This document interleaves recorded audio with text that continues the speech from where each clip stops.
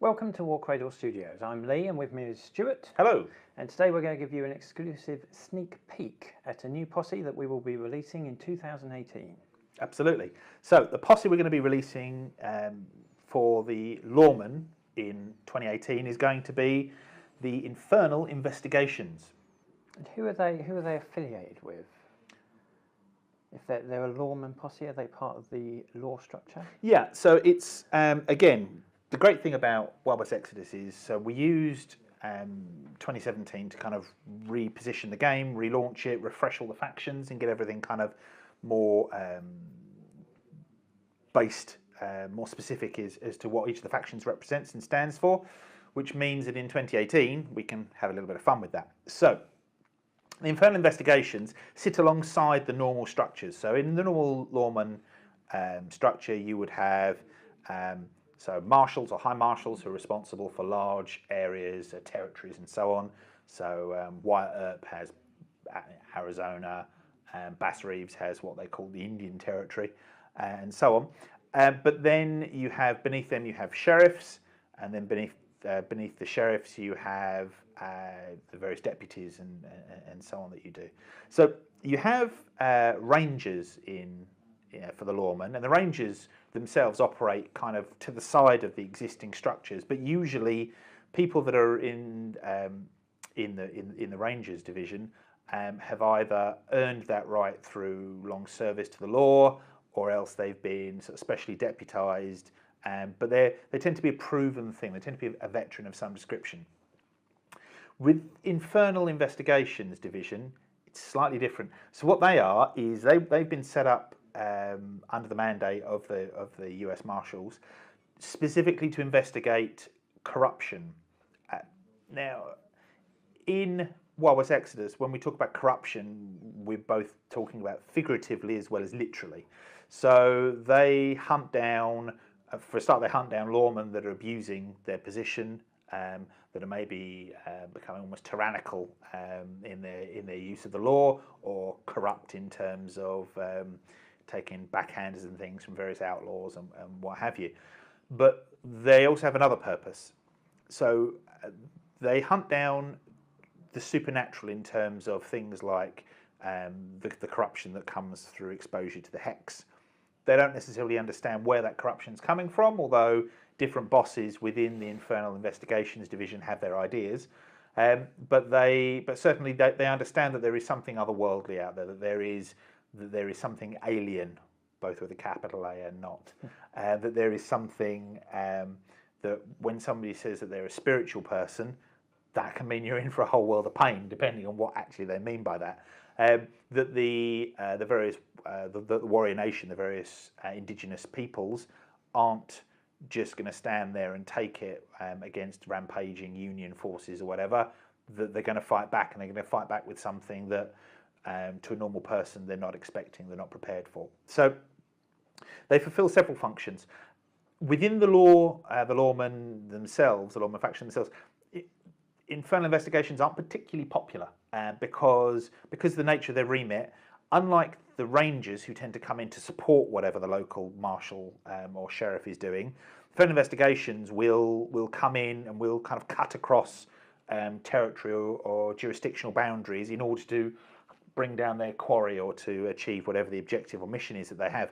So because of that, and coupled with the fact that senior members in the Infernal Investigations division are all marshals, and they haven't necessarily gone through any of the other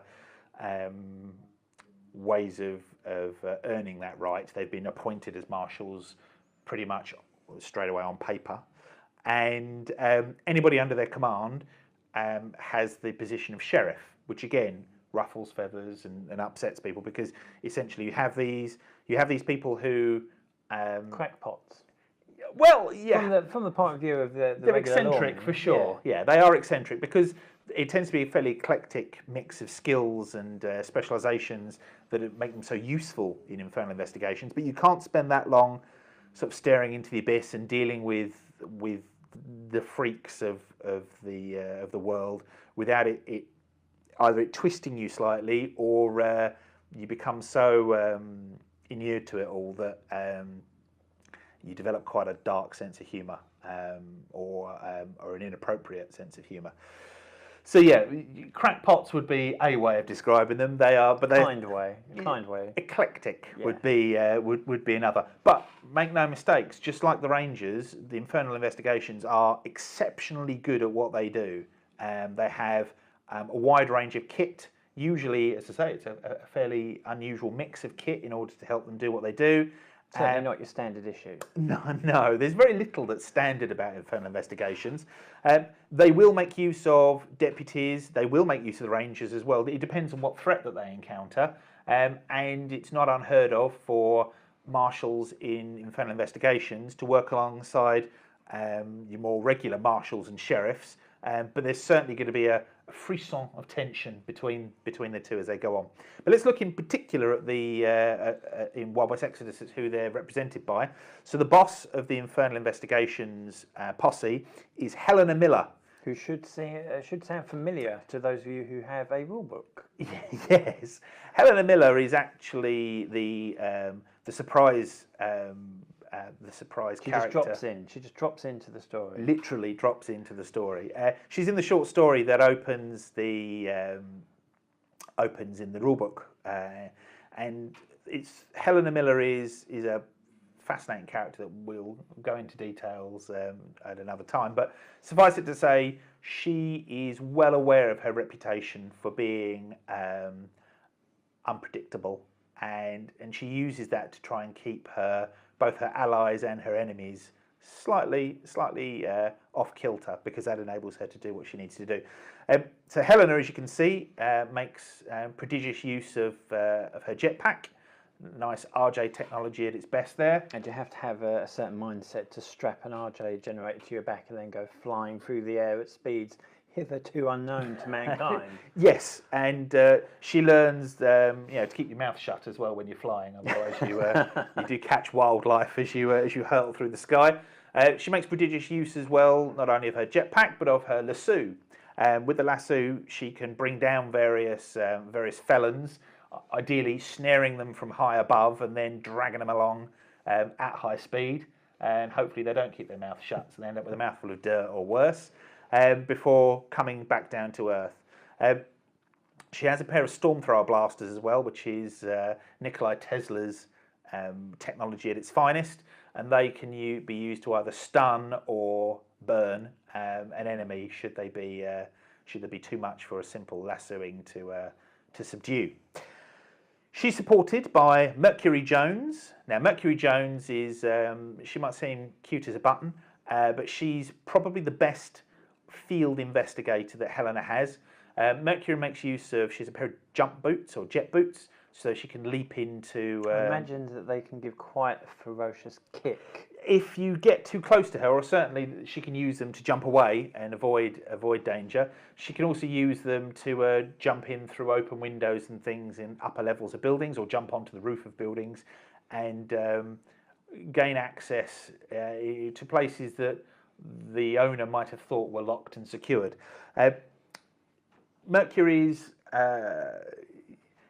she's a character. She certainly wouldn't have fit into originally a deputy. She wouldn't have lasted very long, probably, in that role if Helena hadn't gotten involved and brought her into the service. But ever since, she's proved to be as a fantastic investigator and a real boon to Infernal Investigations. Someone else who had a troubled history, but again, Helena's been able to put her into a new role, and she's excelling at, is Furio Montoya. Now, Furio, she uses a pair of rapiers.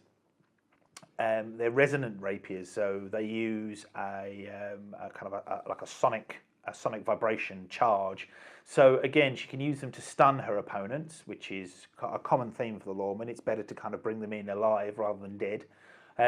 But that resonance can be turned up and can be used to sort of melt steel should it be needed. Furio is unbelievably talented with her blades. She's able to turn aside an enemy's attack. unlike other sword wielders, so like the Yis from the Enlightened, she's not. Her weapons, she doesn't use them to slice. It's not about. It's not a downward strike. There's no cutting edge on these weapons. No. It is about the precision. It's about the rapier strike, the forward. Thrust. Absolutely. It's all about the thrust with Furio. She's fiery and difficult to focus should her temper be aroused. So she's been given a purpose, but she doesn't like the restrictions placed on her by being part of an official unit. She loves right. She respects the law and she appreciates the opportunity she's been given. However, sometimes her tempers flare and she forgets herself, and the red haze comes down. Yeah, it's gotten her into trouble. But fortunately, Helen is usually around to keep her on track. But who knows? Who knows what the future will bring? We then have somebody that never loses his temper. Is Jedrick Powell. So Jedrick he's seen and done many things. He's worked with the Rangers. He's worked in law enforcement himself for many, many years. He has, unlike others in Infernal Investigations, he absolutely has proven himself over and over again. Why he's turned to Infernal Investigations, he's seen things in his many years that have changed him. He isn't the same man he was when he did uphold the law, either as a deputy or as a ranger. He's seen too many things, and he brings much needed experience and a heady dose of realism to the rest of Helena's posse. Because even Helena she wants to believe in whatever people are going to tell her. She likes to think she has an open mind.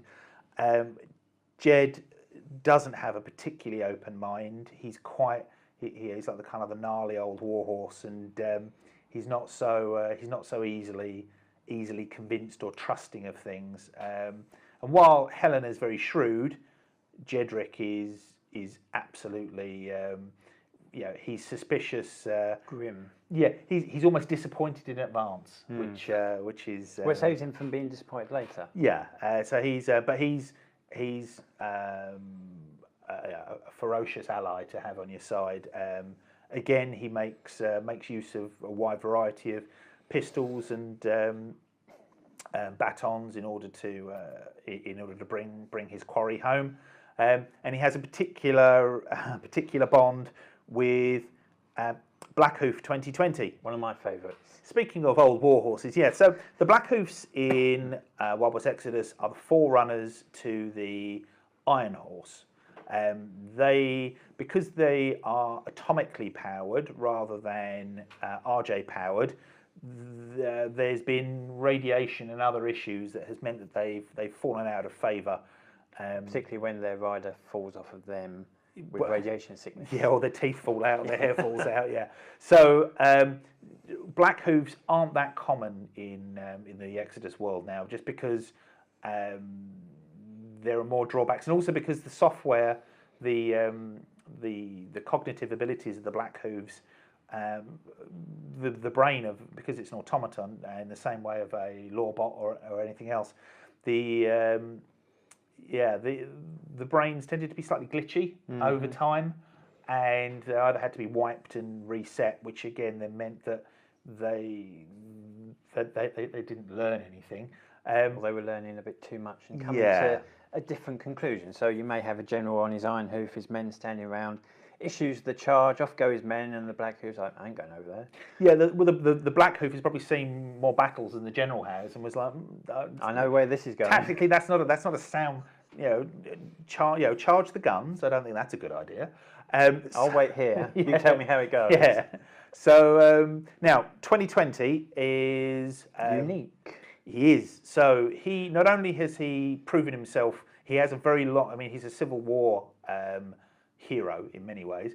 But not only did he serve with distinction during the Civil War for the Union, he received various upgrades. One of them was his visual acuity sensors were improved, which is why he got the designation of 2020. And that probably helps with that big gun he's carrying. Well, that then came as part of the program. So actually what they did, they realised that, okay, perhaps carrying somebody around is not a great idea because of the atomic issues.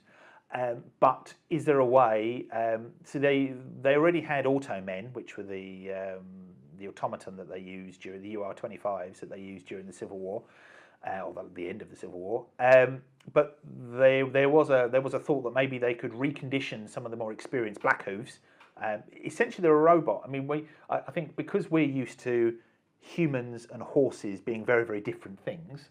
And forever shall they be different. But when essentially you've got a robot and or an automaton, and one's an automaton that walks on 2 legs and one's an automaton that walks on 4 legs, but some of the programming and the linguistic software is slightly different. But fundamentally, they have a brain in terms of how they interpret the world and how they respond to orders and so on. So they're not that different. So there was a program where they tried to recondition Blackhoofs. There aren't very many examples of that left.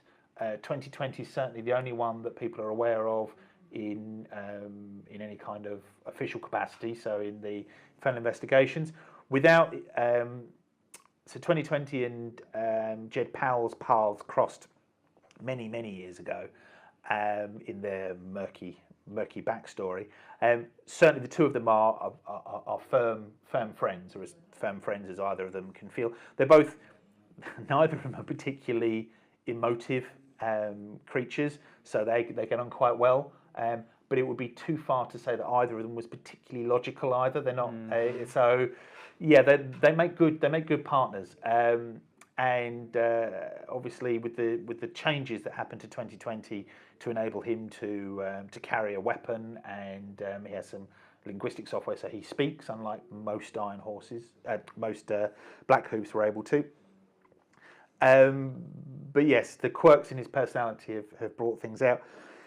Interestingly, though, that's not a permanent change to his hands and the way he walks. He's able to shift back into a more conventional Blackhoof form. So you can see on his arms the hooves, the hooves where his hands are. They will actually slide forwards. His hands will actually go inside the hoof, and he will actually be able to go back down onto all fours for speed purposes. But also, the only person that's as good or almost as good as 2020 is with his blaster is Jedrick Powell. So it isn't unheard of to see Jedrick Powell riding on the back of 2020, and the two of them together making a very formidable team, on not just in the background but also on the tabletop. Finally, the final member, and whereas the rest of them are the kind of visual members of the team, they're the ones that you see and that you deal with. The member of Infernal Investigations that you very rarely will ever see or deal with is Ida Saxon. So Ida Saxon, complete with her automaton, or it's not actually an automaton because it's a real owl with some upgrades. She has a spotter owl as well.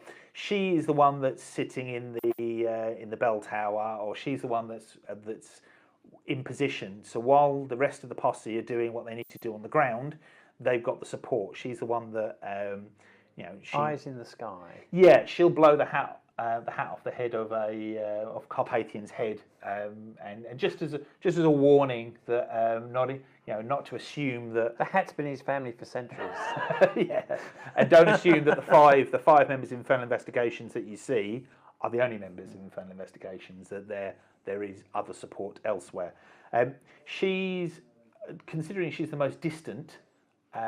In terms of her role in the battlefield, she's actually the warmest and most friendly of all of the Infernal Investigations, and she has in terms of the public face, she's one of those ones where it's unfortunate that her skills mean that she tends to be away from the rest of the posse, when really probably nobody could win a town over faster than she could.